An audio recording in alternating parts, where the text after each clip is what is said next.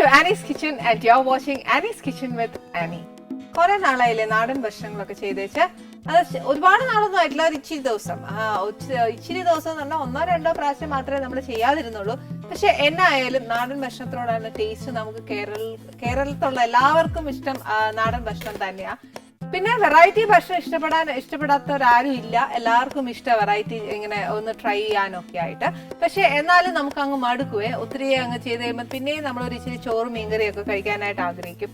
ഇന്ന് ഞാനിവിടെ ചെയ്യാൻ പോകുന്ന ഒരു മീൻകറിയാ, ഒരു നാടൻ മീൻകറിയാ ചെയ്യാൻ പോകുന്നത്.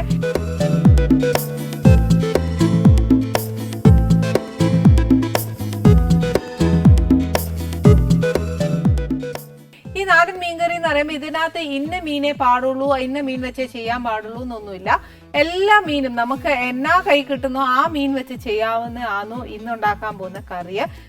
അതിൻ്റെതായ ഒരു ടേസ്റ്റ് ഉണ്ട്. ശരിക്കും പറഞ്ഞാൽ ചോറിൻ്റെ കൂടെ ആണെങ്കിലും കപ്പയുടെ കൂടെ ആണെങ്കിലും ഒക്കെ കഴിക്കാൻ ഭയങ്കര ടേസ്റ്റ് ആണ്. എനിക്ക് ഈ കോമ്പിനേഷൻ എന്ന് പറയുന്നത് ഏറ്റവും നല്ല ഇച്ചിരി പുളിശ്ശേരിയോ അല്ലെങ്കിൽ കാച്ചിമോരോ ഒരു തോരനോ ഒരു മീൻകറിയും കൂടെ വെച്ച് നല്ല ചൂട് ചോറ് ഉണ്ണാനാന്നേലും നല്ല ടേസ്റ്റാ.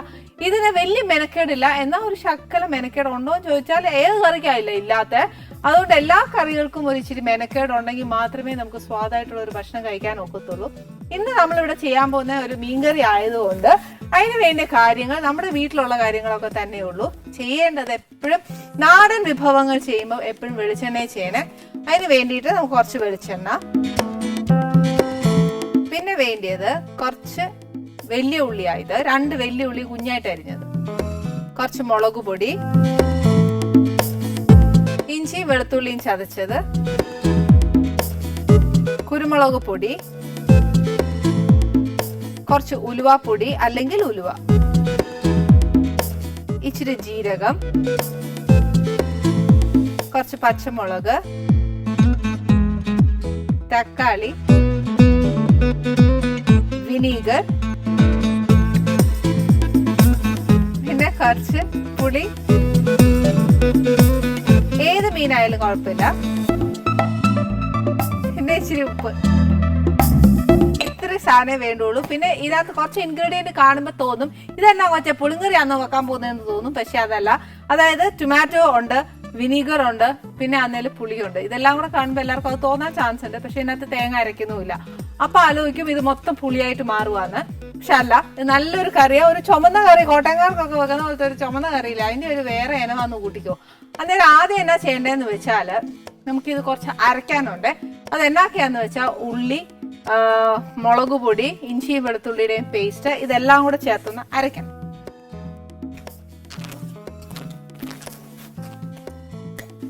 ചെറിയ ഉള്ളി നമ്മള് വഴറ്റാൻ എടുക്കുന്നെങ്കിൽ അതാണ് ഏറ്റവും നല്ലത്.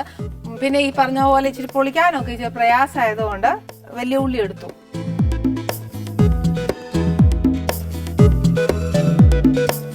പിന്നെ കുറച്ച് മുളക് പൊടി,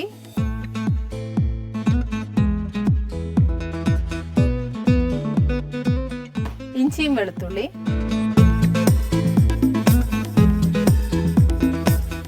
കുറച്ച് കുരുമുളക്, ഇച്ചിരി ഉലുവാപ്പൊടി. ഈ ഉലുവ നമ്മൾ ചട്ടിയിലിട്ട് പൊട്ടിക്കുവാന്നേൽ അത് മതി, ഇതിനകത്ത് അരയ്ക്കാൻ ചേർക്കണ്ട. അതല്ല ഉലുവ പൊടിയായിട്ട് ഇടുവാന്നേൽ ഇതിനകത്ത് അരയ്ക്കാൻ ഇട്ടോ. അതിന്റെ കൂടെ ഇതിനകത്തൊരു ഇച്ചിരി ജീരകം വേണം. അതിന്റെ നേർപകുതി ചട്ടിയിലും കൂടി ഇട്ടോ. ഇനി ഇതെന്നാ ചെയ്യണം, നല്ല പേസ്റ്റ് പരുവത്തിന് ഒന്ന് അരച്ചെടുക്കണേ.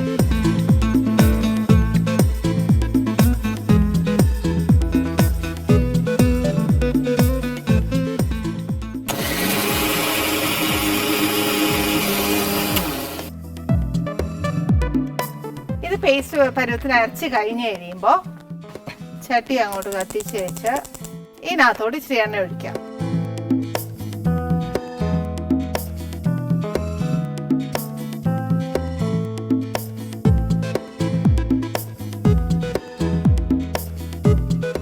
എണ്ണ ചൂടായി കഴിയുമ്പോൾ നമ്മുടെ ബാക്കി വെച്ചേക്കുന്ന ഉള്ളി ഇതിനകത്തോട്ട് ഇടുക. ഉള്ളി ഒരു ഇച്ചിരി ബ്രൗൺ ആവുന്നിടം വരെ ഇതൊന്ന് ഇച്ചിരി വഴറ്റണം. ഉള്ളി ഇട്ട് കഴിഞ്ഞാൽ നാടൻ മീൻകറിയില്ല, അപ്പൊ ഇഷ്ടംപോലെ കറിവേപ്പില ഇട്ടു.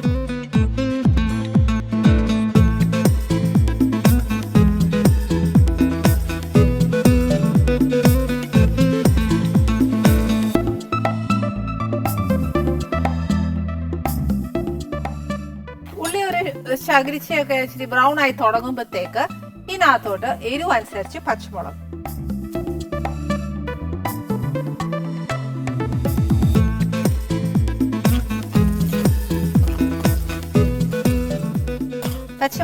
പച്ചമുളകിന്റെ കൂടെ തന്നെ ടൊമാറ്റോ,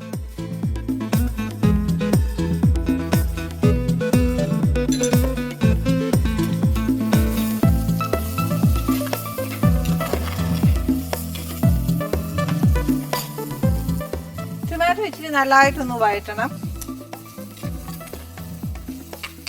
നമ്മുടെ ഉള്ളി വഴറ്റിയ പോലെ തന്നെ ഒരു ഇച്ചിരി എന്നാ പറയാ, അതിന്റെ തൊലിന്നൊക്കെ ഒന്ന് ഇളകി ഇച്ചിരി ഒന്ന് ആയി വരുമ്പോഴത്തേക്ക് തുടങ്ങുമ്പോൾ മതിയാ തൊലിയിൽ നിന്ന് ഇളകി ഇതൊന്ന് ആവി കയറുമ്പോ തന്നെ ഈ ടൊമാറ്റോ ഒക്കെ അങ്ങ് വേഗം വേവുവേ, അതിനൊന്നും അധികം നേരമില്ല. അപ്പൊ അത് കഴിയുമ്പോഴത്തേക്ക് നമ്മൾ ഈ അരച്ചു വെച്ചേക്കുന്ന അരപ്പും കൂടി ഇതിനകത്തോട്ട് ചേർത്തേച്ചാൽ അത് ഒരു ഇച്ചിരി എണ്ണ തെളിയുന്നിടം വരെ ഒന്ന് വഴറ്റണം. അത് അവിടെയാണ് ഏറ്റവും കൂടുതൽ സമയമുള്ളത്.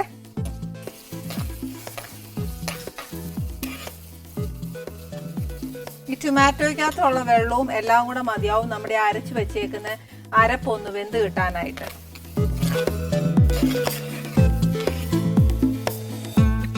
ടൊമാറ്റോ ഒരു ഇച്ചിരി ഉടഞ്ഞു കഴിയുമ്പോഴത്തേക്ക് നമ്മൾ അരച്ചു വെച്ചേക്കുന്ന പേസ്റ്റ്,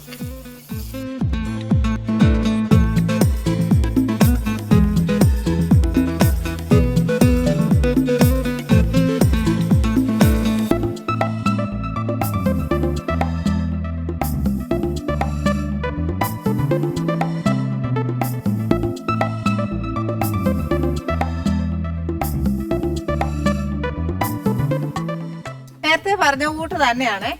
ഈ ടൊമാറ്റോ ഒരു ഇച്ചിരി വെന്തേച്ച് നമ്മൾ ഇച്ചിരി വെള്ളം ഒഴിച്ചായിരുന്നു. ഈ വെള്ളവും പറ്റി ടൊമാറ്റോയുടെ വെള്ളവും പറ്റി എല്ലാം പറ്റിയേച്ച് എണ്ണ നല്ല മേളിൽ ഇങ്ങനെ തെളിഞ്ഞു വരണം. ആ സമയത്താണ് നമ്മൾ മീൻ ഇടാനുള്ളത്.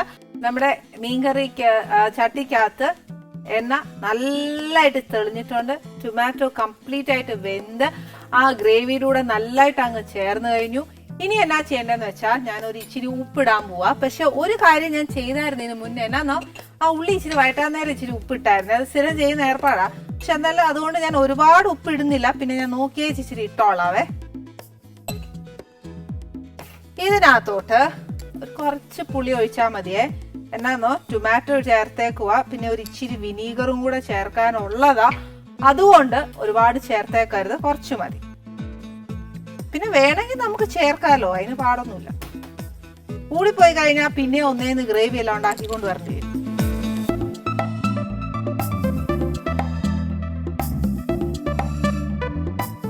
ഇതിനകത്തോട്ട് ഒരു 2-3 ഡ്രോപ്സ് ഓഫ് വിനീഗർ ഒഴിച്ചാൽ മതി.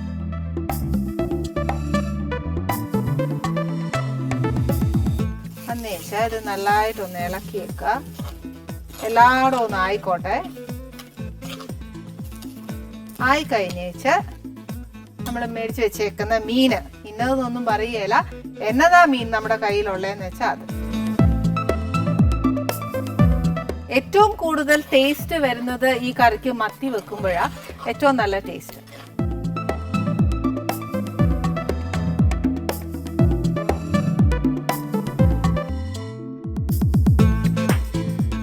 ഇപ്പൊ തന്നെ ആ മീനിനകത്ത് ആവി വരുമ്പോഴത്തേനും ഉണ്ടല്ലോ നല്ല മീനിന്റെയും പുളിയുടെയും ആ കറിവേപ്പിലയുടെയും ഒക്കെ ആ എരിവും ഒക്കെ നല്ലോണം അറിയുന്നുണ്ട്.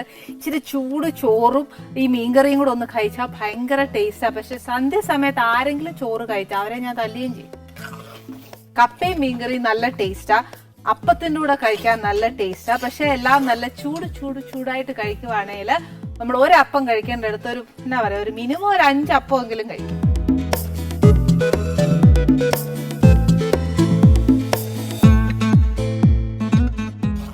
നമുക്ക് ചാറോടുകൂടി ഈ മീൻകറി വെക്കണം എന്നുണ്ടെങ്കിൽ അങ്ങനെ ചെയ്യാം. അതല്ല വറ്റിച്ച് നല്ലോണം എടുക്കാനാ ഇഷ്ടമെങ്കിൽ അങ്ങനെ ചെയ്യാം. ഏതാ നമ്മുടെ ടേസ്റ്റ് എന്ന് വെച്ചാൽ അതുപോലെ ചെയ്താൽ മതി.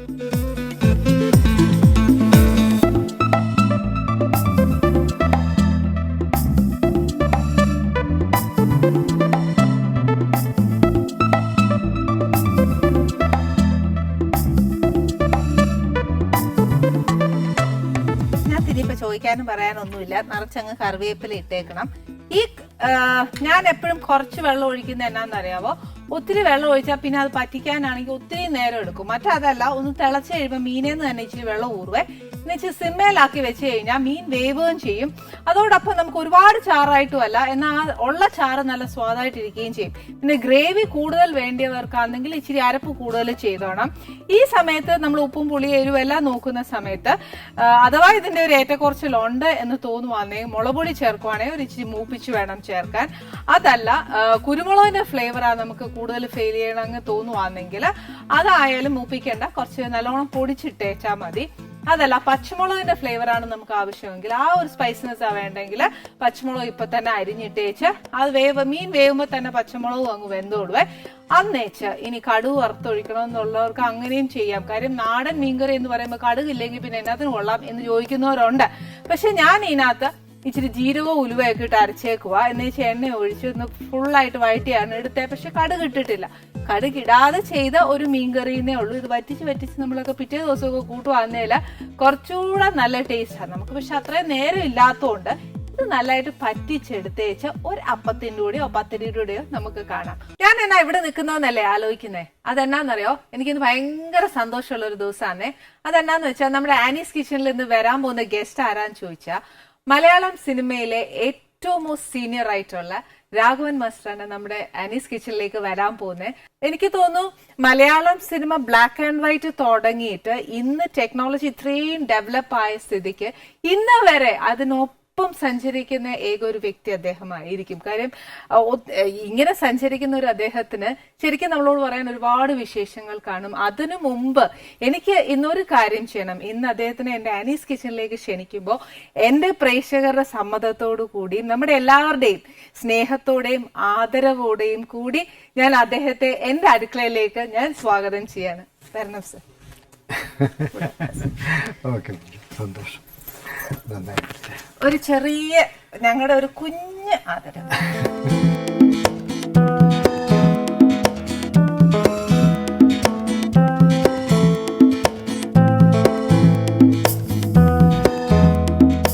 എനിക്കിന്ന് ഭയങ്കര സന്തോഷമുണ്ട്. എനിക്ക് സാറിന് ഇതേമാതിരി ഒന്ന് ആദരിക്കാൻ പറ്റിയല്ലോ. എനിക്കെന്തോ ദൈവത്തിന്റെ ഒരു അനുഗ്രഹം ഉണ്ടെന്ന് തോന്നുന്നു. ഉണ്ട്, തീർച്ചയായിട്ടും ദൈവത്തിന്റെ അനുഗ്രഹം നല്ലതുപോലെ ഉണ്ട്. അതിനെക്കുറിച്ച് ഞാൻ പറയാം. കാരണം ഇതുവരെ ഞാൻ ഇതിങ്ങനെ ഒരു സ്റ്റുഡിയോയിൽ വെച്ചാണ് ചെയ്യുന്നത് എന്ന് ഞാൻ ധരിച്ചിരുന്നില്ല. കാരണം ഇത്രയും ഒരു ഹോംലി, വളരെ ഹോംലി ആയിട്ടുള്ള ഒരു പ്രോഗ്രാമായിട്ടാണ് ഞാൻ കണ്ടത്. ഇത് ആര്യയുടെ വീട്ടിൽ വെച്ചാണ് ചെയ്യുന്നതെന്നാണ് ഞാൻ ധരിച്ചത്. ഇതുവരെ എങ്ങനെയാ? അതുകൊണ്ട് ഇവര് എന്നെ വിളിച്ചപ്പോഴേ ഞാൻ പറഞ്ഞു, ഞാൻ തൊട്ടടുത്താ താമസിക്കുന്നേ, ഞാനങ്ങ് വന്നോളാം എന്ന് പറഞ്ഞു. അദ്ദേഹത്തിന്റെ വീട് എന്റെ വീട്ടിന്റെ കുറച്ച് അപ്പുറയാണ്. എന്നാ ഉള്ള സത്യം ഈ പറഞ്ഞല്ല, നമ്മുടെ അടുത്തെത്തുമ്പോ ആൾക്കാരെ കാണാനും പോയി വിശേഷം അന്വേഷിക്കാനും നേരം ഇല്ലെന്ന് പറയുന്ന പോലെ അദ്ദേഹം വന്നിട്ട് ഇതുവരെ ഞാൻ കണ്ടില്ല. ഞങ്ങൾ തമ്മിൽ പോയി വീടുകളിൽ പോയി തമ്മിൽ കണ്ടിട്ടില്ല. പക്ഷെ ഫംഗ്ഷൻസിനാണ് കൂടുതലും കാണാറുള്ളത്. ഇപ്പൊ ശരിക്കും പറഞ്ഞാ ഇപ്പൊ സാറിനെ കണ്ട ഭയങ്കര നല്ലൊരു റോയൽ മുത്തശ്ശനെ ഭയങ്കര ക്യൂട്ട്നെസ്. Touch wood. ഈശ്വര എന്നും ഇങ്ങനെ തന്നെ ആയുസ്സും ആരോഗ്യവും ദൈവം തമ്പുരാൻ തരട്ടെ. വിശേഷം അറിയണമെങ്കിൽ നമുക്ക് അവിടെ ഇരിക്കാം. തീർച്ചയായിട്ടും തീർച്ചയായിട്ടും.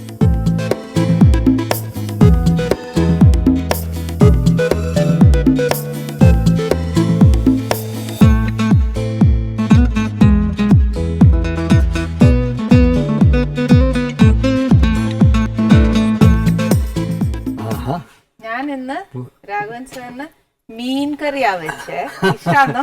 എനിക്ക് വളരെ ഇഷ്ടമുള്ള ഒരു കാര്യമാണ്, വിഭവമാണ് മീൻകറി. മീൻ.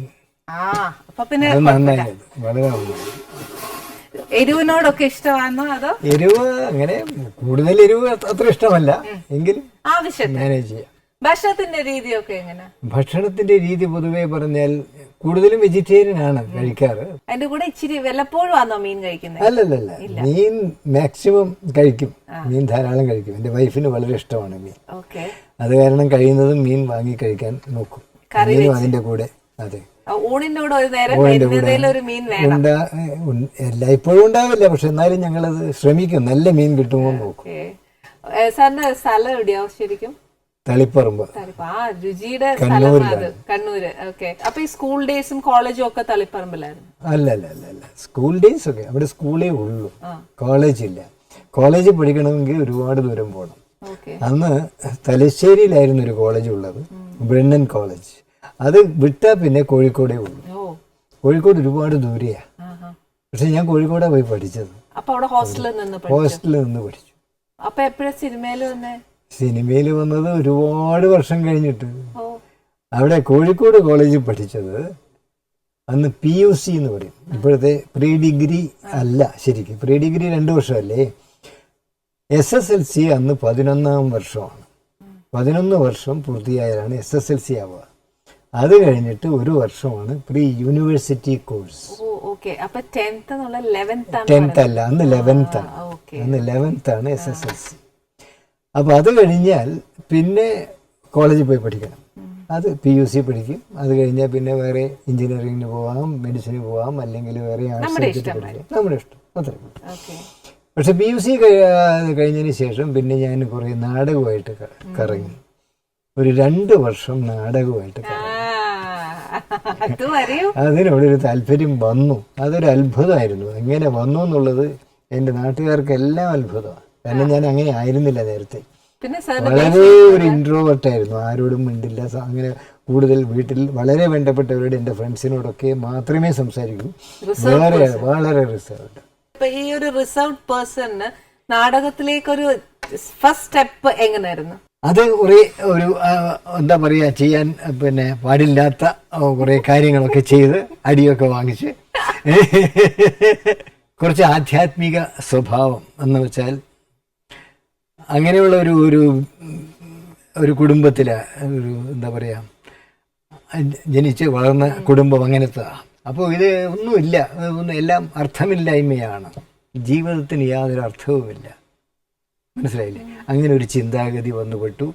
എന്നെ പ്രീ യൂണിവേഴ്സിറ്റിക്ക് പഠിക്കാനായിട്ട് കോളേജിൽ, ഗുരുവായൂരപ്പൻ കോളേജ് കോഴിക്കോട് പോയി ചേർത്തു. അവിടെ ഹോസ്റ്റലിൽ താമസിക്കുന്നു. ഹോസ്റ്റലിൽ താമസിക്കുമ്പോൾ വളരെ സ്ട്രിക്റ്റാണ് എല്ലാ കാര്യങ്ങളും. അപ്പോൾ വാർഡനൊക്കെ വന്ന് നോക്കും ഇവർ പഠിക്കുന്നുണ്ടോ. പഠിക്കുന്ന സമയത്ത് സ്റ്റഡി ടൈമിൽ നിശ്ചയമായും പഠിച്ചിരിക്കുന്നു.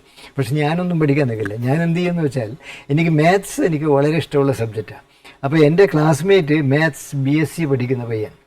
അപ്പോൾ അദ്ദേഹത്തിൻ്റെ ബുക്കെടുത്ത് വായിക്കുകയും അത് കുത്തിക്കുറിച്ചിടുകയും അത് സോൾവ് ചെയ്യാൻ ശ്രമിക്കുകയും ഒക്കെ ചെയ്തുകൊണ്ടിരിക്കും.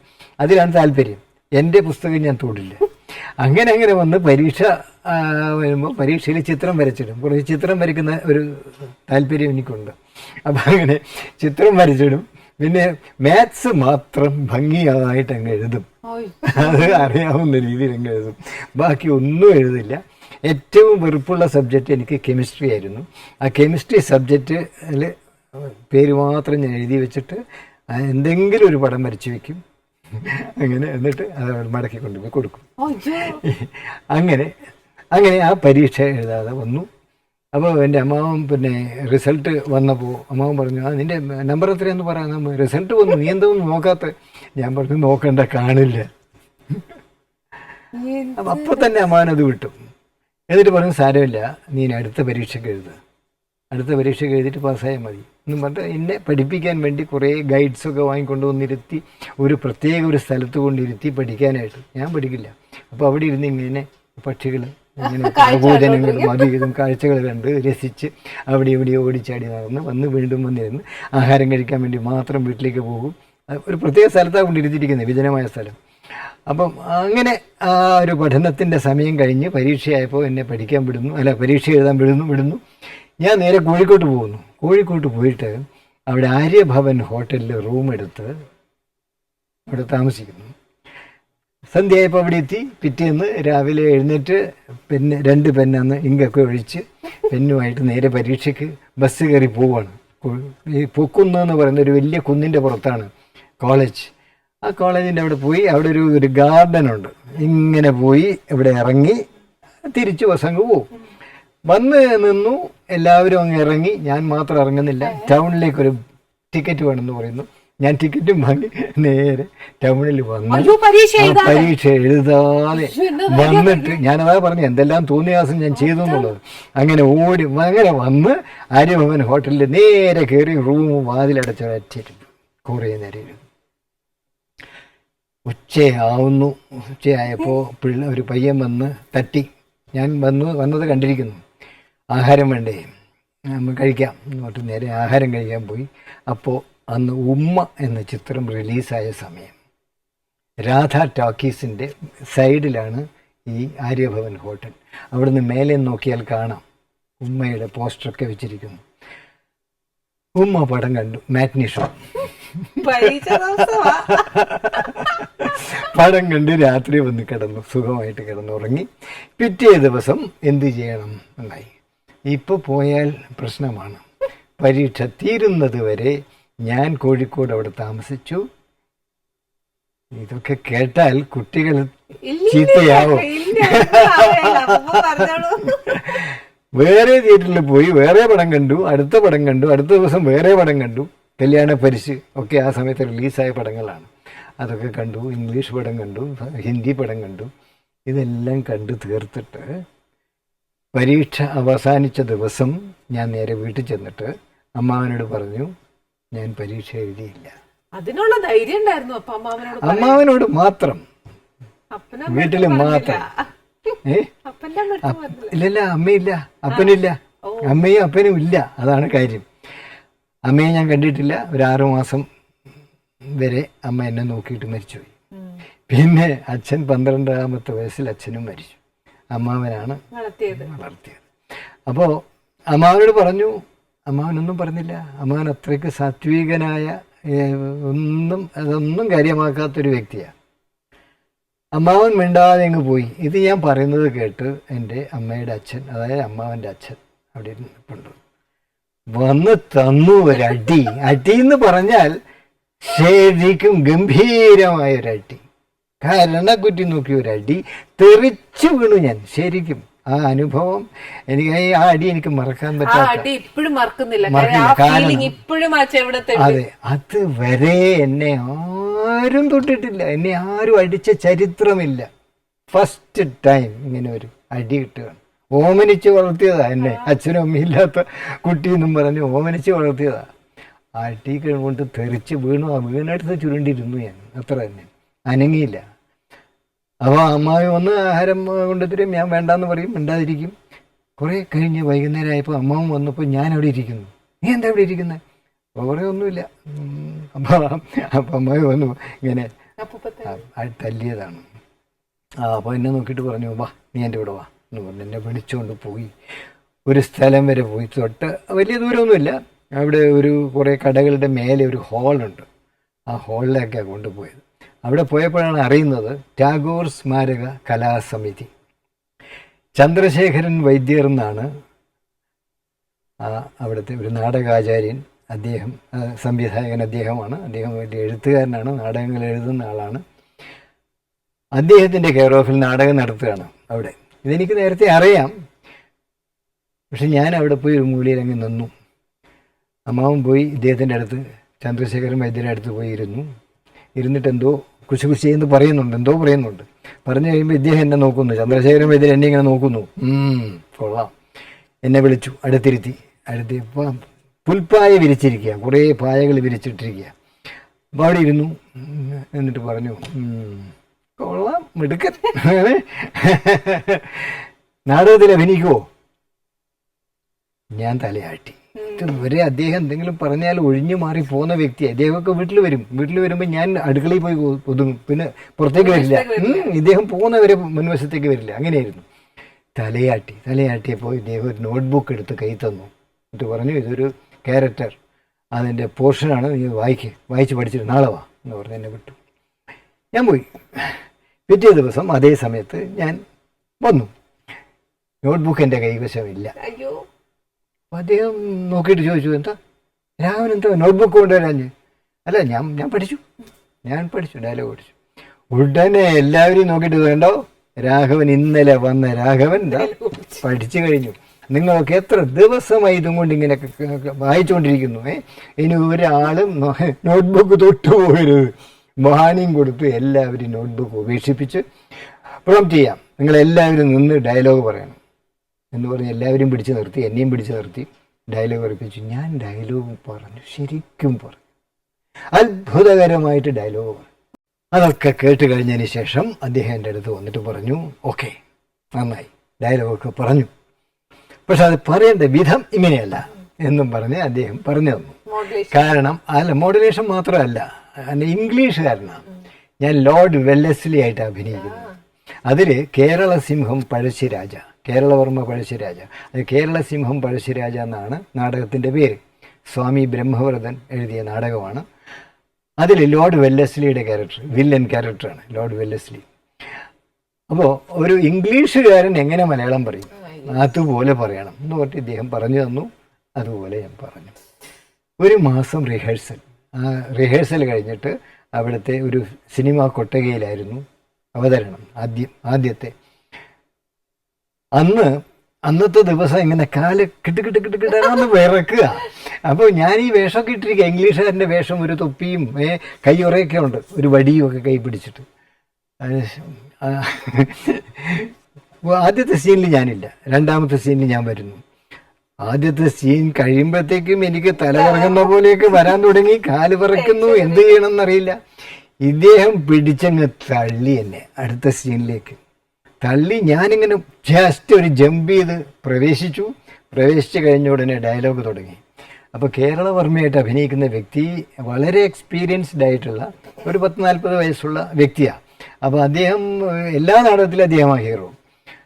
അപ്പോൾ അദ്ദേഹം നോക്കി, അദ്ദേഹം അതുപോലെ പറഞ്ഞു. ഞാൻ ഈ ഡയലോഗ് അടിച്ചതോടുകൂടി ബാക്കിൽ നിന്ന് തുടങ്ങി കൈയടി തുടങ്ങി. ഈ ഇംഗ്ലീഷ് സ്റ്റൈലിലുള്ള ഈ അവതരണമായിരിക്കാൻ കാരണം ഈ കയ്യടി വന്നതോടുകൂടി എനിക്ക് എന്തെന്നില്ലാത്ത ധൈര്യം വന്നു. പിന്നെ ഭയങ്കര ശക്തി ആർജിച്ചുകൊണ്ട് ആ നാടകം മുഴുവൻ അതിഭംഗിയായി നടന്നു. പിറ്റേ ദിവസം കണ്ണൂരിൽ നിന്നിറങ്ങുന്ന ഒരു ലോക്കൽ പത്രം, ആ പത്രത്തിൽ ഈ നാടകത്തെക്കുറിച്ചൊരു റിവ്യൂ വന്നു. ആ റിവ്യൂവിൽ നാടകത്തെക്കുറിച്ച് വളരെ ഗംഭീരമായിട്ട് എഴുതി. അതിൽ ലോർഡ് വെല്ലസ്ലി ആയിട്ട് അഭിനയിച്ച ഒരു പുതുമുഖ നടൻ തൻ്റെ ക്യാരക്ടർ വളരെ ഭംഗിയായി ചെയ്തു, എൻ്റെ പേരില്ല. അപ്പോൾ ഈ ലോർഡ് വെല്ലസ്ലി കഴിഞ്ഞിട്ട് ഞാൻ അഭിനയിക്കുന്ന ഒരു പൊളിറ്റിക്കൽ നാടകമാണ്. അതിൽ ആലിക്കോയ ഹാജി എന്ന് പറഞ്ഞിട്ട് 80 വയസ്സുള്ള ഒരു മുസ്ലിമിൻ്റെ വേഷമാണ് ഞാൻ ചെയ്യുന്നത്. വ്യത്യസ്തമായ വേഷം, ടോട്ടലി ഡിഫറെൻറ്റ് എന്ന് പറഞ്ഞാൽ. അതിൽ എന്ത് പറ്റിയെന്ന് വെച്ചാൽ, ഒരു സ്റ്റേജിൽ ആരോ ചെയ്തു വെച്ച അബദ്ധം. ഈ ചായക്കട നടത്തുന്ന ആളാണ് ഈ ആലിക്കോയ ഹാജി. ചായക്കടയിൽ ഡെസ്ക്, ബെഞ്ച്, ഈ ഡെസ്കിൻ്റെ മുകളിൽ മുറുക്കാൻ കൊണ്ടുവച്ചിരുന്നു. ഞാൻ ഈ ഡയലോഗൊക്കെ പറഞ്ഞ് പിന്നെ ഹീറോയെ വഴക്ക് പറയാം, പൊളിറ്റീഷ്യനാണ് ഹീറോ, അയാളെങ്ങനെ വഴക്ക് പറയാം, ഞാൻ എങ്ങനെ ചെയ്തില്ലേ എന്നൊക്കെ പറഞ്ഞ് ഭയങ്കര വഴക്ക് പറഞ്ഞുകൊണ്ടിരിക്കുമ്പോൾ ഈ മുറുക്കാൻ കണ്ടപ്പോൾ ഞാൻ അങ്ങെടുത്ത് തേച്ച് മുറുക്കി എന്തൊക്കെയോ എടുത്ത് കഴിച്ചു, ഓർമ്മയേ ഇല്ല. ഇതങ്ങ് വന്ന് ചവച്ച് ചുമപ്പിച്ച് അങ്ങ് തുപ്പുമൊക്കെ ചെയ്ത് ഗംഭീരമായ ആക്ഷനൊക്കെ നടന്ന് വന്ന് കുറേ കഴിയുമ്പോൾ എനിക്കങ്ങനെ തലകറങ്ങാൻ തുടങ്ങി. ഞാൻ ഈ ഡെസ്കിൽ പിടിച്ചങ്ങ് നിൽക്കുക. പിന്നെ എനിക്ക് മൂവിങ് ഇല്ല. പക്ഷെ ഞാൻ ഡയലോഗ് പറയുന്നുണ്ട്, ഡയലോഗ് പറഞ്ഞുകൊണ്ടിരിക്കുന്നു. പക്ഷെ എനിക്ക് അനങ്ങാൻ വയ്യ, ഈ പിടുത്തത്തിൽ നിൽക്കുക. അപ്പോൾ ഈ കർട്ടൻ പിടിച്ചുകൊണ്ടിരിക്കുന്ന ഒരു പയ്യനുണ്ട്, അവന് ഞാൻ ആക്ഷൻ കാണിക്കുന്നു, നീ കർട്ടൻ ഇട്. പക്ഷെ അവൻ്റെ ധാരണ ഞാനെന്തോ കാര്യമായിട്ട് അഭിനയിക്കുകയാണെന്നാ.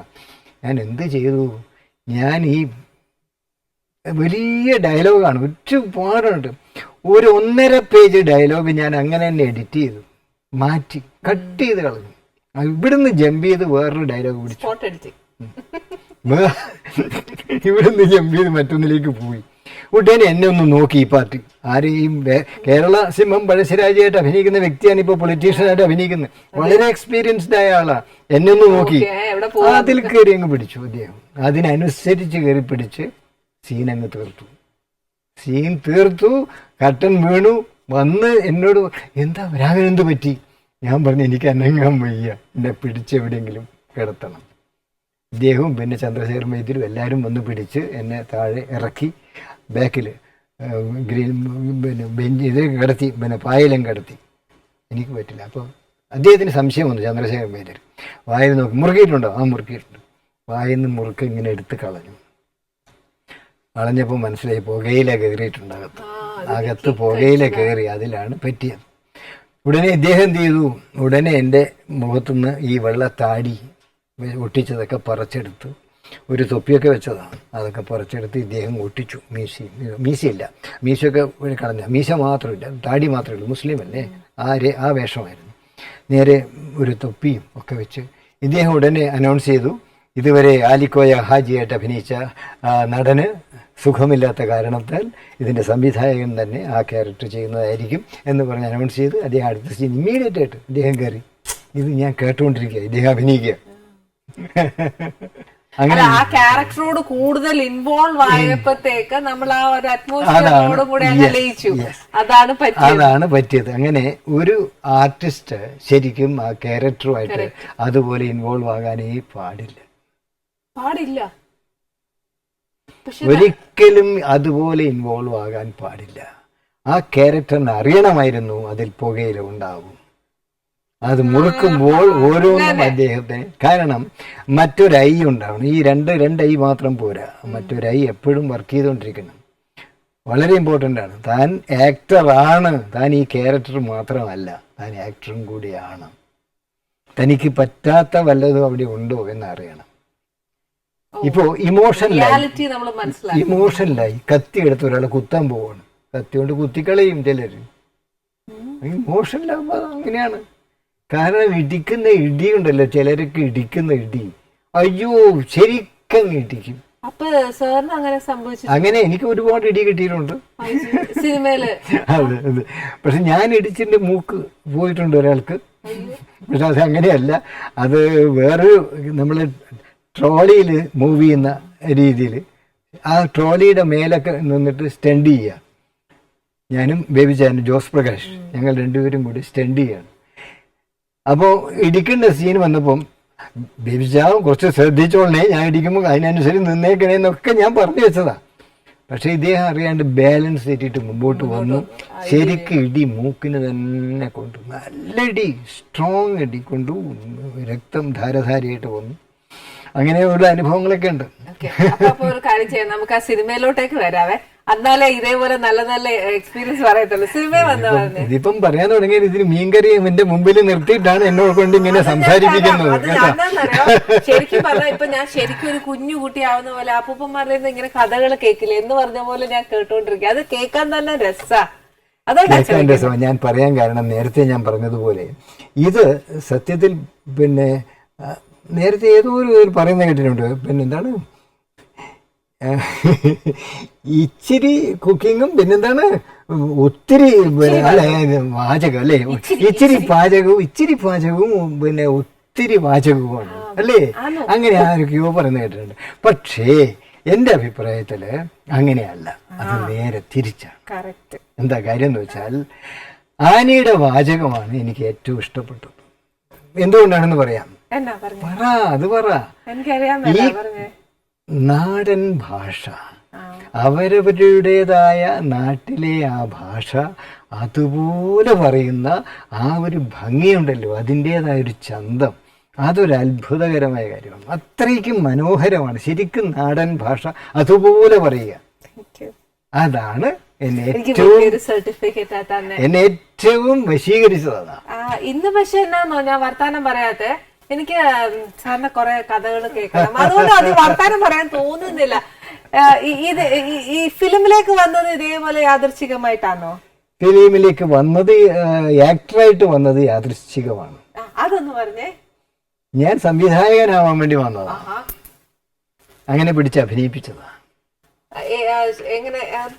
സംവിധായകനായിട്ട് വന്നു. ഞാൻ വന്നത് ജി.വി. അയ്യർ എന്ന വളരെ പ്രശസ്തനായ നിർമ്മാതാവും സംവിധായകനും, അദ്ദേഹം കന്നഡ സാഹിത്യത്തിലെ വലിയൊരു എഴുത്തുകാരനാണ്. അദ്ദേഹം തന്നെയാണ് സ്ക്രിപ്റ്റ് എഴുതുന്നത്. അപ്പോൾ അദ്ദേഹം ആണ് പിന്നെ നമ്മുടെ രാജ്കുമാറിനെയൊക്കെ ഇൻട്രൊഡ്യൂസ് ചെയ്താണ് അദ്ദേഹമാണ്. അത്രയും പ്രശസ്തനായ വ്യക്തിയാണ്. എൻ്റെ ഒരു വലിയൊരു മഹാഭാഗ്യം എന്ന് പറയുന്നത് അദ്ദേഹത്തിൻ്റെ അടുത്ത് ചെല്ലാൻ എനിക്ക് സാധിച്ചു എന്നുള്ളതാണ്. ആദ്യം അദ്ദേഹത്തിൻ്റെ അടുത്ത് ചെല്ലാൻ സാധിച്ചു. അദ്ദേഹത്തിൻ്റെ വീട്ടിൽ ചെന്നു. നേരെ ഡൽഹിയിൽ നിന്ന് നേരെ വന്നിറങ്ങുന്നത് മദ്രാസിൽ അദ്ദേഹത്തിൻ്റെ വീട്ടിലാണ്. വീട്ടിൽ ചെന്നൊരു സന്ധ്യ സമയം. അപ്പോൾ എന്നെ കണ്ടു, ഇരുത്തി, സംസാരിച്ചു. അത് കഴിഞ്ഞിട്ട് അദ്ദേഹം പറഞ്ഞു, രാഘവൻ എവിടെയാണ് താമസിക്കാൻ പോകുന്നത്, നമുക്ക് മറ്റു കാര്യങ്ങളൊക്കെ പറയാം. അപ്പോൾ ഞാൻ പറഞ്ഞു, എനിക്ക് ആരെയും അറിഞ്ഞുകൂടാ, ഞാനിവിടെ ഒന്നും തീരുമാനിച്ചില്ല, നേരെ ഇങ്ങോട്ട് വന്നേ ഉള്ളൂ. എന്നാ എങ്ങും പോണ്ട, ഇവിടെ താമസിക്കാം, എൻ്റെ കൂടെ ഇവിടെ താമസിക്കും. ഇപ്പോൾ അത് ബുദ്ധിമുട്ടാവില്ലേ എന്ന് പറഞ്ഞു. ഒരു ബുദ്ധിമുട്ടുമില്ല, മേലെ കംപ്ലീറ്റ് കാലിയാണ്, നേരെ മേലെ ഇവരെ എല്ലോണ്ട് വേറെ തന്നെ ലോകത്തിലേക്ക് പോയിക്കോ, മേലെ പോയി താമസിച്ചു എന്ന് പറഞ്ഞ് എന്നെ അവിടെ താമസിപ്പിക്കുന്നു. അന്ന് മേലെ കയറി അന്ന് ആഹാരം തന്ന ഉടനെ ആഹാരം കഴിച്ച് മേലെ പോയി കിടന്നുറങ്ങി. ഞാൻ അന്ന് ഈ ഗാന്ധിഗ്രാമിലാണ് ഞാൻ അതിനു മുമ്പ് പഠിച്ചത്, ഈ ഡൽഹിയിൽ പോകുന്നതിന് മുമ്പ്. അത് വേറൊരു ചരിത്രമാണ്, അത് വലിയൊരു കാര്യമാണ്. 4 വർഷത്തെ പഠനം അവിടെ പൂർത്തിയാക്കി. അവിടെ എങ്ങനെയാണെന്ന് വെച്ചാൽ 4:30 മണിക്ക് എഴുന്നേൽക്കും. 4:30 മണിക്ക് എഴുന്നേറ്റ് സിസ്റ്റമാറ്റിക് ആയിട്ടുള്ള ലൈഫാണ്. അപ്പോൾ അതുപോലെ ഞാൻ ഡൽഹിയിലുള്ളപ്പോഴും ഞാൻ അങ്ങനെ തന്നെയാണ്, അത് തുടർന്ന് കൊണ്ടിരുന്നു. അപ്പോൾ ഇവിടെയും അതുപോലെ നേരത്തെ എഴുന്നേറ്റ് വീട് മുഴുവൻ അടിച്ച് വാരി വൃത്തിയാക്കി. അതിനെല്ലാം നോക്കി വെച്ചു, അവിടെ എന്തൊക്കെ ഉണ്ട്, വൃത്തിയാക്കാനുള്ള സാധനങ്ങളൊക്കെ ഉണ്ട്, അതെല്ലാം കണ്ടെടുത്ത് വെച്ചു. രാവിലെ എല്ലാം വൃത്തിയാക്കി മനോഹരമാക്കി കുളിയൊക്കെ കഴിഞ്ഞ് നേരം വെളുക്കുമ്പോൾ ഞാൻ റെഡിയായിട്ട് താഴെ വരുമ്പോൾ നമ്മുടെ മാമി, അതായത് ഇദ്ദേഹത്തിൻ്റെ വൈഫ്, ചായ കൊണ്ട് തന്നു. ചായ കുടിച്ചു, പിന്നെ ടിഫിനും കഴിച്ച് ഞങ്ങൾ ഇറങ്ങുന്നത് സ്റ്റുഡിയോകളിലാണ്. നേരെ പോയത് ആദ്യത്തെ ദിവസം നേരെ പോയത് ലാബ്,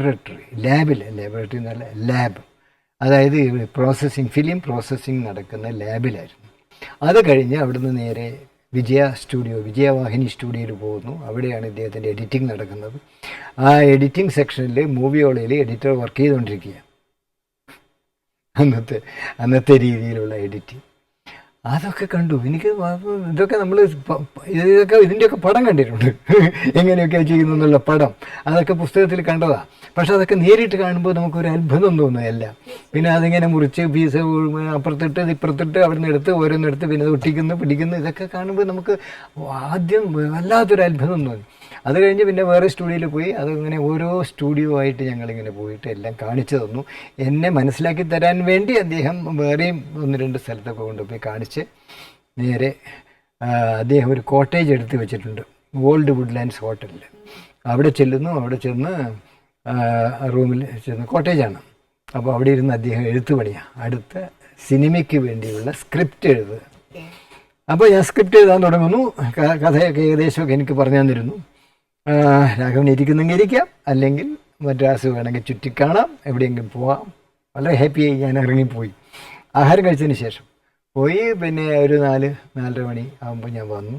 പിന്നെ ചായയൊക്കെ കുടിച്ചു, കുറേ നേരം ഇരുന്നു. സന്ധ്യ ആകുമ്പോൾ ഞങ്ങൾ അവിടെ നിന്ന് ഇറങ്ങി വീട്ടിൽ ചെന്നു. അങ്ങനെ പിറ്റേന്നു അതുപോലെ. ഇത് ഇങ്ങനെ തുടർന്നു 1 മാസത്തോളം. അങ്ങനെ 1 മാസം കഴിയുമ്പോൾ ഇദ്ദേഹം ഇത് പൂർത്തിയാക്കി, ഈ സ്ക്രിപ്റ്റ് പൂർത്തിയാക്കിയിട്ട് എല്ലാ ടെക്നീഷ്യൻസിനെയും വിളിച്ചിരുത്തി ഒരു ഡിസ്കഷനാണ്. അന്ന് അവിടെ ക്യാമറാമാന്, ആർട്ട് ഡയറക്ടർ തുടങ്ങിയിട്ടുള്ള മറ്റ് ടെക്നീഷ്യൻസൊക്കെ ഇരിക്കുന്നു. എന്നെയും വിളിച്ചു, ഞാനും ഇരുന്നു, ഇദ്ദേഹത്തിൻ്റെ വീട്ടിൽ വെച്ച് തന്നെ. അപ്പോൾ ഒരാളോട് പറഞ്ഞു, ഇത് എന്നെ കാണിച്ചിട്ട് ഇത് നിങ്ങളുടെ ആളാണ് എന്ന് വെച്ചാൽ മലയാളിയാണെന്ന് കാണിക്കാൻ. അദ്ദേഹം മലയാളിയാണ്, RBS മണി എന്നാണ് പേര്. അദ്ദേഹം സൗത്ത് ഇന്ത്യൻ ഫിലിംസിൽ റെഗുലറായിട്ട് പഴയ പ്രൊഡക്ഷൻ നടത്തുന്ന ആളുകളുടെ എല്ലാം ഈ ആർട്ട് ഡയറക്ഷൻ ഇദ്ദേഹമാണ് ചെയ്യുന്നത്. അത് കന്നഡമായാലും തെലുങ്കായാലും തമിഴായാലും മലയാളമായാലും. മലയാളത്തിൽ നമ്മുടെ അസോസിയേറ്റ് വാസാറിൻ്റെ എല്ലാം പടങ്ങൾ ചെയ്യുന്നത് അദ്ദേഹമാണ്. അതുപോലെ മഞ്ഞുലാസിൻ്റെ, അങ്ങനെ ആ രീതിയിലൊക്കെ ചെയ്തുകൊണ്ടിരിക്കും. ഇദ്ദേഹം എന്നെ ഇങ്ങനെ നോക്കിയിട്ട് പറഞ്ഞു, രാഘവൻ അഭിനയിക്കുമോ എന്ന് ചോദിച്ചു. അത് മലയാളത്തിലാണ് ചോദിച്ചത്. ഇദ്ദേഹം GVR ഉടനെ പറഞ്ഞു വൈ നോട്ട് എന്ന് പറഞ്ഞു. വെറുതെ അറിയാണ്ട് വൈ നോട്ട് എന്ന് പറഞ്ഞു. എനിക്ക് ഒന്നും പറയാൻ പറ്റില്ല, ഞാനൊന്നും മിണ്ടിയില്ല. അപ്പോൾ RBS മണി പറഞ്ഞു, A character is waiting for an artist, എന്ന് പറഞ്ഞിട്ട് ഞാനിങ്ങനെ നോക്കിയിരിക്കുക. രാഘവൻ അതിന് ഏറ്റവും സൂട്ടബിളാണ് എന്ന് പറഞ്ഞു എന്നെ നോക്കിയിട്ട്. അപ്പോൾ GVR പറഞ്ഞു ടേക്ക് ഹിം, കൊണ്ടുപോയിക്കോളാൻ പറഞ്ഞു. പിറ്റേ ദിവസം അദ്ദേഹത്തിൻ്റെ വണ്ടിയിൽ, കാറിൽ എന്നെയും കൂട്ടി നേരെ സ്റ്റുഡിയോയിലേക്ക് പോവാം. ശ്യാമള സ്റ്റുഡിയോൻ്റെ മുമ്പിൽ അതിൻ്റെ പ്രൊഡ്യൂസർ, ഡയറക്ടർ, എല്ലാവരും, പ്രൊഡ്യൂസറും ഡയറക്ടറും ക്യാമറാമാനും എല്ലാം ഒരാളാണ്. N. പ്രകാശ് എന്നാണ് പേര്, നോർത്ത് ഇന്ത്യനാണ്. അപ്പോൾ ഒരു വൺ ഓഫ് ദ പ്രൊഡ്യൂസേഴ്സാണ് അതിൽ. പിന്നെ വേറൊരു ശ്രീനിവാസൻ, RS ശ്രീനിവാസൻ എന്ന് പറഞ്ഞ RS മനോഹറിൻ്റെ അനുജൻ, അദ്ദേഹം പിന്നീട് കുറേ പടങ്ങളെടുത്തു. അദ്ദേഹം ഒരു പ്രൊഡ്യൂസറാണ്. VN പ്രകാശും പ്രൊഡ്യൂസറാണ്, ഡയറക്ടറാണ്, ക്യാമറമാനാണ്. അങ്ങനെ അപ്പോൾ അവിടെ വെച്ച് തന്നെ എഗ്രിമെൻറ്റ് സൈൻ ചെയ്യുന്നു. അങ്ങനെ ഞാനതിൽ അഭിനയിക്കുന്നു. ഉടനെ അധികം താമസമൊന്നുമില്ല, വേഗം ആ സ്റ്റുഡിയോയിൽ വെച്ച് അഭിനയിക്കുന്നു. ആ ഷെഡ്യൂൾ മുഴുവൻ തീർന്നതിന് ശേഷം ഞാൻ കന്നഡ സിനിമയുടെ ലൊക്കേഷനിലേക്ക് പോകുന്നു. ഫസ്റ്റ് അഭിനയിക്കുന്നത് മലയാളത്തിൽ. ഈ കായൽക്കരയിൽ എന്ന ചിത്രമായിരുന്നു ഇത്. ഞാൻ ആദ്യമായിട്ട് അഭിനയിക്കുന്നത് കായൽക്കരയിൽ എന്ന ചിത്രത്തിലാണ്. അതിൻ്റെ ആദ്യത്തെ ഷെഡ്യൂൾ കഴിഞ്ഞതിന് ശേഷം പിന്നെ ഔട്ട്ഡോർ ഉണ്ട്, ഔട്ട്ഡോർ പിന്നീടാ. അപ്പോൾ ആ ഗ്യാപ്പിൽ ഞാൻ ഇതിന് പോയി, കന്നഡ സിനിമയ്ക്ക്. ഞങ്ങൾ രണ്ടുപേരും ഇങ്ങനെ പോയിക്കൊണ്ടിരിക്കുന്നു. അപ്പോൾ അദ്ദേഹം പറഞ്ഞു നമ്മുടെ ഹീറോ ഇല്ല, ഹീറോ പോയി. അപ്പോൾ ഞാൻ പറഞ്ഞു പിന്നെ എങ്ങനെ ഷൂട്ടിംഗ് നടക്കും? അല്ല അതൊക്കെ ഉണ്ട്, വഴിയുണ്ട് എന്നും പറഞ്ഞ് അവിടെ എത്തിയതിന് ശേഷം അദ്ദേഹം പറഞ്ഞു രാഘവനെ അഭിനയിക്കുന്നത് ആ പടത്തിൽ. എൻ്റെ ദൈവമേ, ഞാൻ പറഞ്ഞു എനിക്ക് ഭാഷ അറിയില്ല, ഞാനിതെങ്ങനെ ചെയ്യും? ഉടനെ ചെയ്യുകയും വേണം, ഞാൻ എങ്ങനെ ചെയ്യും? എനിക്ക് വളരെ പ്രയാസമായി. ഇതെങ്ങനെ ഒരു പ്രിപ്പറേഷനും എനിക്കുണ്ടായില്ല. ഇത് പറഞ്ഞപ്പോൾ അദ്ദേഹം പറഞ്ഞു ഒന്നും വിഷമിക്കണ്ട, കാര്യങ്ങളൊക്കെ ഞാൻ പറഞ്ഞുതരാം എന്നും പറഞ്ഞ് അദ്ദേഹം എന്നെ കൊണ്ട് അഭിനയിപ്പിച്ചു. അത് കഴിയുമ്പോഴത്തേക്കും വേറൊരു ഫിലിം വന്നു, വീട്ടുമൃഗം എന്ന് പറഞ്ഞ സിനിമയാണെന്നാണ് എൻ്റെ ഓർമ്മ. അതിൽ സത്യം മാഷ്, ശാരദാമ്മ, ഇവർ രണ്ടുപേരും എൻ്റെ അച്ഛനും അമ്മയും, ഞാനൊരു താന്തോന്നിയായ മകൻ. അങ്ങനെയല്ല, ഒരു ജസ്റ്റ് ഇവരെ പിന്നെ കൂട്ടാക്കാത്തൊരു മകൻ, അങ്ങനെയായിരുന്നു. അതിൽ എൻ്റെ ജോഡിയായിട്ട് ജയഭാരതി. അങ്ങനെ അതാണ് നെക്സ്റ്റ് സിനിമ. അങ്ങനെ കണ്ടിന്യൂസ് ആയിട്ട് ഇങ്ങനെ സിനിമകൾ വന്നുകൊണ്ടേയിരുന്നു. അപ്പോഴാണ് ഞാൻ പെട്ടെന്ന് ഞാൻ പിന്നെ ഒരു ഹോട്ടലിൽ ടിഫിൻ കഴിച്ചുകൊണ്ടിരിക്കുമ്പോൾ എനിക്കെന്തോ ഒരു ഓർമ്മ, ഞാൻ ഇത്രയും നാളിവിടെ ഈ പടങ്ങളിൽ അഭിനയിച്ചു, ഇതൊക്കെ കഴിഞ്ഞു, ഞാനിവിടെ ഉണ്ടായിട്ട് രാമു കാര്യാട്ട് എന്ന പ്രശസ്തനായ സിനിമാ സംവിധായകനെ വിളിച്ചില്ല, കണ്ടില്ല. കാരണം അദ്ദേഹത്തെ ഞാൻ നേരത്തെ പരിചയപ്പെട്ടു. ഡൽഹിയിൽ വെച്ച് വിജ്ഞാൻ ഭവനിൽ ചെമ്മീൻ പ്രദർശിപ്പിച്ചപ്പോൾ ഞാനുണ്ടായിരുന്നു, കാണാൻ ഞാനുണ്ടായിരുന്നു. അങ്ങനെ കണ്ടു കഴിഞ്ഞതിന് ശേഷം ഇദ്ദേഹത്തെ പരിചയപ്പെട്ടു. ഞാൻ ഇങ്ങനെ ഇവിടെ പഠിക്കുകയാണെന്ന് പറഞ്ഞപ്പോൾ അദ്ദേഹം പറഞ്ഞു മദ്രാസിൽ വരികയാണെങ്കിൽ എന്നെ വിളിക്കാൻ മറക്കരുത്. ഈ വാക്ക് എൻ്റെ ഓർമ്മയിലുണ്ട്. ഞാൻ വന്നിട്ട് അദ്ദേഹത്തെ വിളിച്ചതേയില്ല.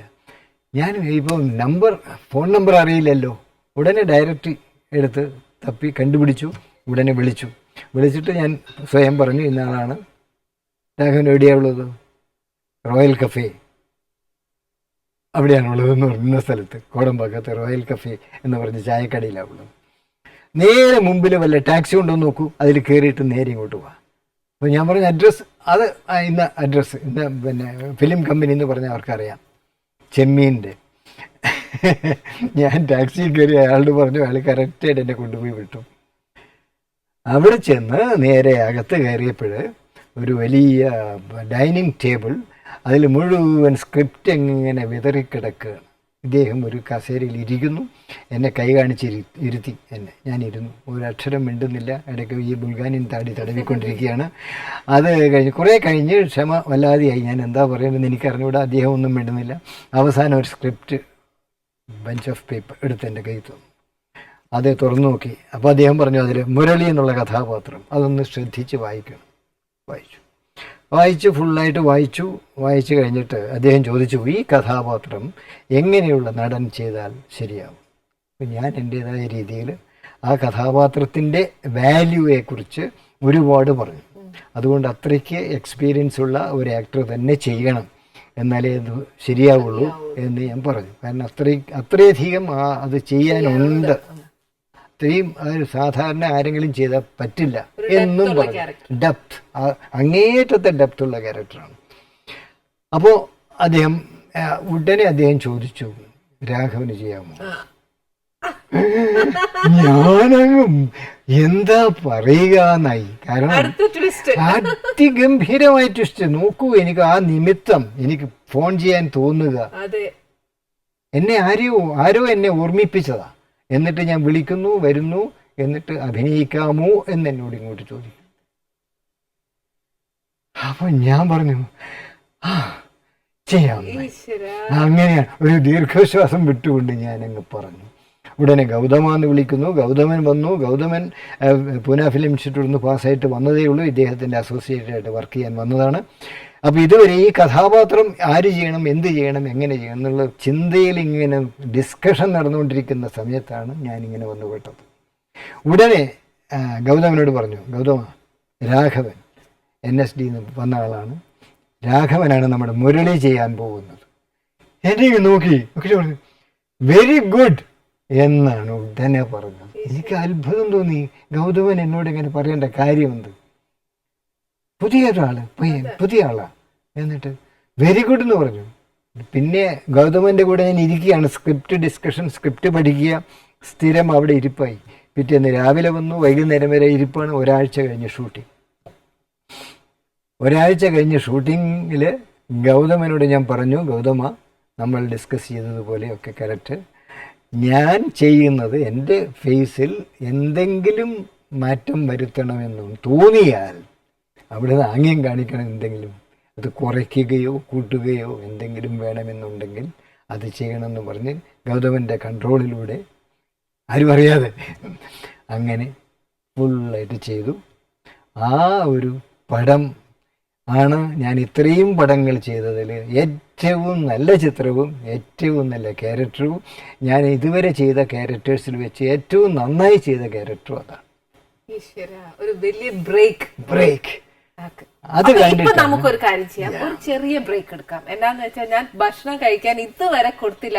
എന്നാ മോശം നോക്കിയ, പക്ഷെ എന്നാന്നോ, എനിക്ക് അപ്പൂപ്പന്മാരിങ്ങനെ വർത്താനം പറയുന്ന കേൾക്കാൻ ഭയങ്കര ഇഷ്ടമാണ്. കഥ കേൾക്കാൻ ഏറ്റവും ഇഷ്ടപ്പെടുന്ന ഒരു വ്യക്തിയാണ് ഞാൻ. അപ്പൊ ഇനി ഒരു ഇടവേളയ്ക്ക് ശേഷം നമുക്ക് ഇനി കഥ കേൾക്കാം. ആ ഇടവേള ഞാൻ ഫുഡ് കൊടുക്കാം കേട്ടോ.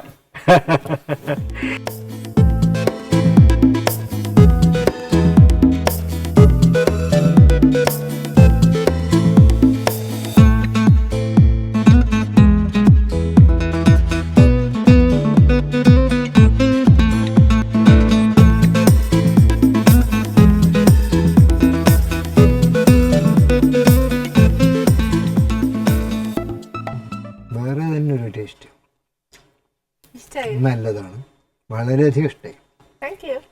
Very good. ഒരുപാട് സ്പൈസി അല്ലല്ലോ. അല്ല, ഇപ്പൊ ഈ മുരളി എന്ന് പറയുന്ന ക്യാരക്ടർ അല്ലേ സാർ നല്ലൊരു ബ്രേക്ക് കിട്ടിയെന്ന് പറഞ്ഞു. ആ സിനിമയുടെ പേരെന്നാ? അഭയം. ഇനി ഈ ബ്ലാക്ക് ആൻഡ് വൈറ്റ് കളറിലേക്ക് വന്നില്ലേ, ആ കുറെ കാര്യങ്ങൾ പൂർത്തിയാക്കാനുള്ള പടങ്ങള് അത് പറ്റിയത് ഈ ബ്ലാക്ക് ആൻഡ് വൈറ്റിന്റെ കാലത്ത് 1 ലക്ഷം രൂപ സബ്സിഡി കൊടുക്കുമായിരുന്നു ഇവിടെ കർണാടക ഗവൺമെൻറ്. അപ്പോൾ അത് കാരണം നമുക്ക് ബാംഗ്ലൂരിൽ അല്ലെങ്കിൽ മൈസൂരിലൊക്കെ വെച്ച് ഷൂട്ട് ചെയ്താൽ 1 ലക്ഷം രൂപ അവർ സബ്സിഡി തരും. ഈ 1 ലക്ഷം രൂപയിൽ പടം തീർക്കാം. അങ്ങനെ ഒരുപാട് പടങ്ങൾ അവിടെ എടുത്തു.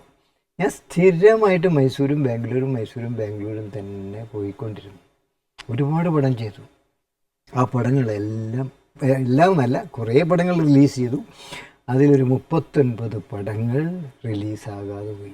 39 പടങ്ങൾ റിലീസാകാതെ പോയി. ഇപ്പൊ ഈ സത്യമാസ്റ്ററെ പോലെ തന്നെ ഒരു എവർഗ്രീൻ ഹീറോ ആയിരുന്നു ജയൻ സർ. ഇപ്പോഴും യൂത്തിന്റെ ഇടയിൽ ഒരു ശരിക്കും പറഞ്ഞ ഒരു ഹീറോ ആണ്. അദ്ദേഹത്തിന്റെ കൂടെ സർ അഭിനയിച്ചില്ലേ? അദ്ദേഹത്തിന്റെ കൂടെ കുറെ പടങ്ങൾ അഭിനയിച്ചിട്ടുണ്ട്. അന്ന് ജയൻ ആയിരുന്നില്ല, കൃഷ്ണൻ നായരായിരുന്നു അന്ന് ആദ്യം അഭിനയിക്കുന്ന കാലത്ത്. പിന്നീടാണ് ജയൻ എന്നുള്ള പേരില് ശരപഞ്ചരത്തിൽ അഭിനയിക്കുന്നത്. ആ പടം സൂപ്പർ ഹിറ്റായി. അതിനുശേഷം പഞ്ചപാണ്ഡവർ എന്ന് പറഞ്ഞൊരു പടത്തിൽ ഞങ്ങൾ രണ്ടുപേരും അഭിനയിച്ചു. അതും റിലീസായില്ല. അത് ഒരു ഈഗോ ക്ലാഷ് കാരണം പ്രൊഡ്യൂസേഴ്സ് തമ്മിൽ തെറ്റിയിട്ട് അത് കോർട്ടിലായി പടം. അത് ജയൻ പരിപൂർണമായിട്ട് ഡബ് ചെയ്ത് തീർത്ത പടമാണ്. ഫസ്റ്റ് പ്രിന്റ് എടുത്തിട്ട് ആ പ്രിന്റ് കിടക്കുക കോർട്ടിൽ. അത് ഈസ്റ്റ്മാൻ കളറിലെടുത്തത്, വളരെയധികം പണം ചിലവാക്കിയെടുത്ത പടം. ബോംബെയിൽ വെച്ചായിരുന്നു ഷൂട്ടിംഗ്, പരിപൂർണമായിട്ടും ബോംബെയിൽ വെച്ചായിരുന്നു. ബോംബെ ടെക്നീഷ്യൻസിനെ വെച്ച് ചെയ്ത പടമാണ്.